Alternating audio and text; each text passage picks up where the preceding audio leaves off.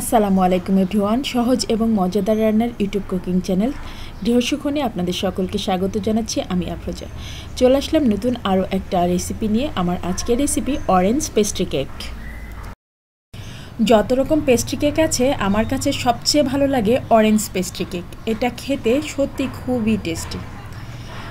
আশা করছি আমার ভিডিওটা প্রথম থেকে শেষ পর্যন্ত দেখলে এরকম সুন্দর কেক আপনি নিজেও ঘরে বানিয়ে ফেলতে পারবেন। তো চলুন আমার আজকের এই সুন্দর সহজ রেসিপিটা আপনাদের সাথে শেয়ার করি। ভিডিওটা ভালো লাগলে like, share and subscribe my YouTube channel Grihasukhan and follow my Facebook page Grihasukhan. আর যারা অলরেডি আমার চ্যানেলটা সাবস্ক্রাইব করেছেন, ফেসবুক পেজ ফলো করেছেন, তাদেরকে জানাচ্ছি অসংখ্য অসংখ্য ধন্যবাদ আমার চ্যানেলের সঙ্গেই থাকার জন্য, আমার পেজের সঙ্গেই থাকার জন্য।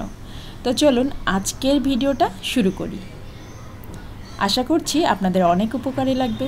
আজকে আমি 3 পাউন্ড কেক বানাবো, তাই 8টা ডিম নিয়ে নিচ্ছি। আপনারা যদি মনে করেন 1 পাউন্ডের কেক বানাবেন তাহলে 3টা ডিম নিলেই যথেষ্ট। তো এখানে আমি 8টা ডিম নিয়ে নিচ্ছি, কারণ আমি 3 পাউন্ড কেক বানাবো আজকে। আর নিয়ে নিলাম একটু লবণ। যারা মিষ্টি খাবারে লবণ খেতে পছন্দ করেন না তারা দিবেন না। ভ্যানিলা এসেন্স দিয়ে দিলাম আধা চা চামচের মতো। এখানে আমি ফোস্টার ক্লাসের ভ্যানিলা এসেন্স ইউজ করেছি। চিনিটা স্বাদ অনুসারে দিবেন। আমি এখানে মেজারমেন্ট কাপের 1.5 কাপ পরিমাণ চিনি দিয়েছি। আমি যখনই কেক বানাই একটু বেশি করে বানাই, তবে আপনাদেরকে বলে দিচ্ছি আপনারা যদি ছোট বানাতে চান, মানে অল্প পরিমাপে বানাতে চান, তো সেই ক্ষেত্রে আপনারা 1 পাউন্ডের কেকের জন্য 3টা ডিম নিলেই যথেষ্ট। এখন আমি একটা এগ বিটার দিয়ে খুব ভালো মতো বিট করে নিচ্ছি। কেক বানানোর জন্য এগ বিটার কিন্তু অবশ্যই দরকার, মানে সুন্দর একটা কেক বানানোর জন্য। 7-8 মিনিট বিট করেছি। দেখেন খুব সুন্দর ফোম হয়ে গিয়েছে ডিমটা, আর একদম ক্রিমের মতো একটা কনসিস্টেন্সি চলে এসেছে। দেখতে পাচ্ছেন এরকম ফোমি ক্রিমি একটা টেক্সচার যখন আসবে তখন আমি বিট করা বন্ধ করব। আজকের কেকটাতে আমি কমলা ইউজ করব। তো এখন এখানে আমি 2টা কমলা নিয়েছি বড় বড় সাইজের। এই কমলা দুটার চোচাটাকে আগে প্রথমে আমি গ্রেট করে নিয়েছি। আর এই যে 2টা কমলা থেকে যে পরিমাণ জুস বের হয়েছে সে পরিমাণ জুস আমি এখানে দিয়ে দিয়েছি। যদি পরিমাপ করেন তাহলে মেজারমেন্ট কাপের 1/2 কাপ পরিমাণ জুস। আর এই যে কমলার সিল্কাটা আমি এর মধ্যে দিয়ে দিলাম গ্রেট করে। সিল্কার যে অরেঞ্জ কালারের অংশটুকু থাকে শুধু সেটুকুই গ্রেট করে দিতে হবে। সাদা অংশ কিন্তু কোনোভাবে দেওয়া যাবে না, এতে করে কিন্তু কেকটা তেতো হয়ে যাবে। এটা কিন্তু অবশ্যই মাথায় রাখতে হবে। এখন আবারও একটু বিট করে নিচ্ছি, সব কিছু একসাথে মিশিয়ে নিচ্ছি। আর কমলার রস আর কমলার ছিলকা দেওয়ার কারণে এটা খুব সুন্দর একটা ফ্লেভার অ্যাড হবে এই কেকের মধ্যে। কমলার ছিলকায় একটা স্ট্রং লেমন ফ্লেভার থাকে, আর যেটার কারণে কেকটা খেতে খুব ভালো লাগে। এখন দিয়ে দিচ্ছি তেল। এখানে আমি 3 টেবিল চামচের পরিমাণ তেল দিয়ে দিয়েছি। আপনারা চাইলে তেল নাও দিতে পারেন, তেলটা স্কিপও করতে পারেন, তবে 3 টেবিল চামচ পরিমাণ তেল দিলে কোনো সমস্যা নেই। এটা হচ্ছে কেকটাকে ময়েস্ট রাখে এবং কেকটা খুব বেশি সফট হয়। চাইলে আপনারা এই ধরনের কেকে তেল ইউজ না করলেও পারেন। যারা তেল খেতে একদমই পছন্দ করেন না তারা তেল দিবেন না, তবে তেল না দিলে কিন্তু কেকটা একটু কম সফট হবে, আর তেল দিলে খুব বেশি সফট হয়, একেবারে যেন মুখে দিলে মিলিয়ে যায়। এখন হচ্ছে আমি বিট করা বন্ধ করে দিলাম। তেল দেওয়ার পরে একদম বিট করা যাবে না বেশিক্ষণ, অল্প একটু বিট করে বিটের কাঁটাগুলো সরিয়ে ফেলতে হবে।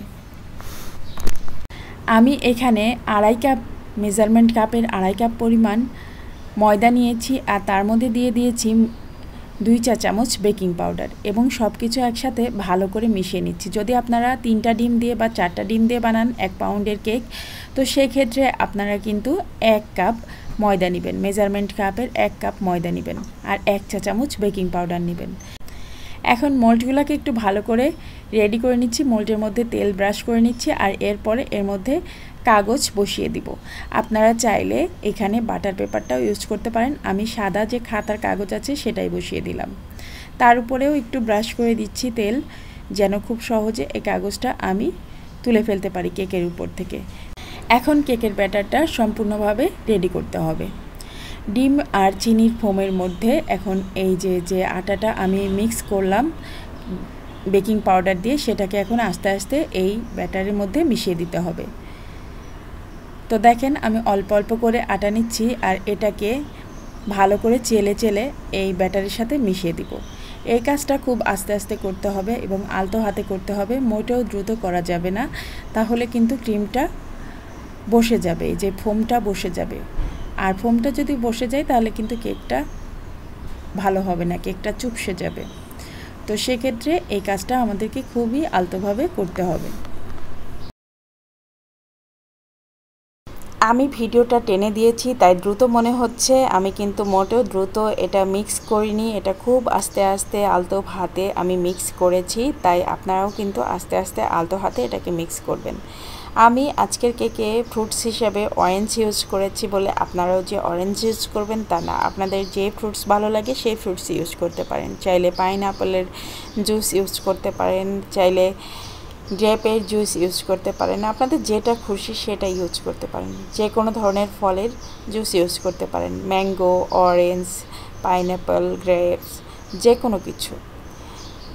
আমার বাচ্চারা অরেঞ্জ কেকটা খেতে বেশি পছন্দ করে, তাই আমি অরেঞ্জটাই দিয়েছি। আর তাছাড়া আমার নিজেরও অরেঞ্জের ফ্লেভারটা খুব বেশি ভালো লাগে। এখন হচ্ছে বাদবাকি যে আটাগুলো ছিল সেগুলোও কিন্তু আমি দিয়ে দিলাম। আর এভাবে আলতো করে ফোল্ড করে করে মেশাতে হবে।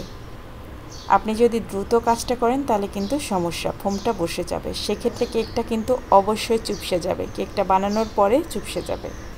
কেকটা ফুলবে বাট পরে দিয়ে কেকটা চুপসে যাবে। অনেকেরই কমপ্লেন থাকে কেক কেন চুপসে যায়।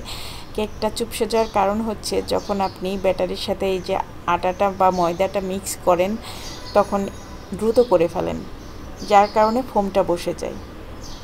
ব্যাটারের কনসিস্টেন্সিটা আমি আপনাদেরকে দেখিয়ে দিচ্ছি, দেখেন এরকম কনসিস্টেন্সি হবে আর এরকম ক্রিমি ক্রিমি ফোমি ফোমি একটা টেক্সচার আসবে। ব্যাস, এটাকে এখন আমি মোল্ডে ঢেলে দিব আর 180 ডিগ্রি সেলসিয়াস তাপমাত্রায় 40 to 45 মিনিটস বেক করে নিব। অবশ্যই এটা ইলেকট্রিক ওভেনে বেক করব, এটা কখনোই মাইক্রোওয়েভে বেক করা যাবে না। এখন এই মোল্ডগুলোকে একটু ট্যাপ করে নিতে হবে। ট্যাপ করে নেওয়ার কারণে এর ভিতরে যে বাতাসটা আছে সেটা কিন্তু বের হয়ে যাবে। এখন হচ্ছে আমার বেক করা কমপ্লিট। আর কেকটা দেখেন আমি এখন ডেকোরেশন করতে চলে এসেছি। কেকটা সম্পূর্ণ ঠান্ডা হওয়ার পরে মাঝ বরাবর 2টা খণ্ড করে নিয়েছি আমি। আপনারা চাইলে লেয়ার 3-4টাও করতে পারেন, আমি 2টা লেয়ার করব তাই 2 ভাগে ভাগ করে নিয়েছি। আর ক্রিম ফ্রস্টিং করে এটার উপরে দিয়ে দিলাম। ক্রিমটা কীভাবে ফ্রস্টিং করতে হয় সেটার ভিডিও আমার চ্যানেলে আছে, আমি ডেসক্রিপশন বক্সে দিয়ে দিব, আপনারা দেখে নিতে পারবেন।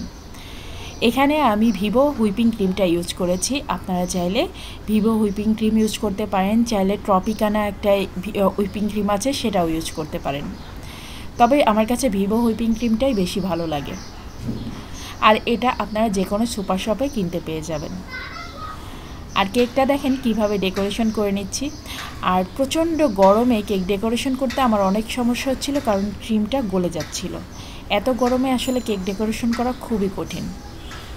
এই গরমে এই ধরনের ডেজার্ট খেতে কিন্তু অনেক ভালো লাগে, একেবারে কলিজাটা ঠান্ডা হয়ে যায়। ফ্রিজ থেকে বের করে ঠান্ডা ঠান্ডা এই অরেঞ্জের পেস্ট্রি কেক যদি এক টুকরা খান তাহলে কিন্তু অনেক ভালো লাগবে।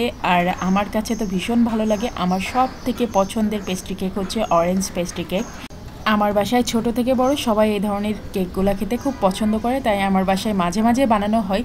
তবে কেকটা আমার বাসায় সত্যি খুব বেশি বানানো হয়, অতটা বেশি আপনাদের সাথে ভিডিও শেয়ার করা হয় না, যতটা বেশি কেক আমাদের বাসায় বানানো হয় আর কি। ডেকোরেশনটা আপনি আপনার ইচ্ছা মতো করে নিতে পারেন। আমি এখানে কিছু অরেঞ্জের টুকরা দিয়ে দিচ্ছি, আর যেটা দিলে আমার কাছে মনে হচ্ছিল একটু সুন্দর লাগছে তাই দিয়ে দিলাম। আপনারা চাইলে অরেঞ্জের জেল করেও দিতে পারেন, সেটাও সুন্দর লাগবে। তবে আজকে আমার এত সময় ছিল না তাই আমি অরেঞ্জের কিছু টুকরা এখানে দিয়ে দিলাম। ভিডিওটা ভালো লাগলে অবশ্যই আমার চ্যানেলটা সাবস্ক্রাইব করে দিবেন, পাশে থাকা বেল আইকনে একটা প্রেস করে দিবেন, এতে করে আমি যে কোনো ভিডিও দিলে তার নোটিফিকেশন আপনার কাছে পৌঁছে যাবে আর সহজে আপনি আমার নতুন ভিডিওটা দেখে নিতে পারবেন। আর যারা ফেসবুক পেজ থেকে দেখছেন তারা পেজটাকে ফলো করে দিবেন, ভিডিওটাতে একটা লাইক করে দিবেন, এতে করে আমি যে কোনো ভিডিও দিলে তার নোটিফিকেশন আপনার কাছে পৌঁছে যাবে এবং আপনি আপনার সময় মতো আমার ভিডিওটা দেখে নিতে পারবেন। আর এই যে দেখেন কেকটা কিন্তু অনেক সুন্দর লাগছে দেখতে, আর সবচেয়ে বড় কথা কেকটা ভীষণ টেস্টি। আর এতটা সফট হয় যেন মুখে দিলেই মিলিয়ে যায়। আপনাদেরকে একটু পরে কেটে দেখাচ্ছি। আর এটা আসলে আমি আপনাদেরকে কেটে দেখানোর আগে আমার বাচ্চারা কিন্তু কেটে অলরেডি খেয়ে নিয়েছে, তাই আমি পরে দিয়ে আপনাদেরকে কেটে দেখাচ্ছি। ওরা অলরেডি খাওয়া শুরু করে দিয়েছে। এই যে দেখেন কেকটা কতটা সফট হয়েছে আর কতটা সুন্দর হয়েছে। এই গরমে কলিজা ঠান্ডা করার মতো একটা রেসিপি এটা। ভীষণ ভালো লাগে এটা খেতে। আমার বাসায় আমার বাচ্চারা, আমার হাজব্যান্ড সবাই খুব পছন্দ করে এই কেকটা খেতে। মেন কথা আমার বাসায় ছোট থেকে বড় সবাই পছন্দ করে। তো এই কেকটা ট্রাই করতে পারেন আর একবার বানিয়ে খেয়ে দেখবেন। আশা করছি আপনাদেরও ভালো লাগবে। আর আমাকে কমেন্ট করে জানাবেন আমার ভিডিওটা আপনাদের কেমন লাগলো। আজকের মতো ভিডিওটা শেষ করছি। সবাই ভালো থাকবেন, সুস্থ থাকবেন, নিরাপদে থাকবেন। আমার বাচ্চাদের জন্য, পরিবারের জন্য সবাই দোয়া করবেন। আল্লাহ হাফিজ।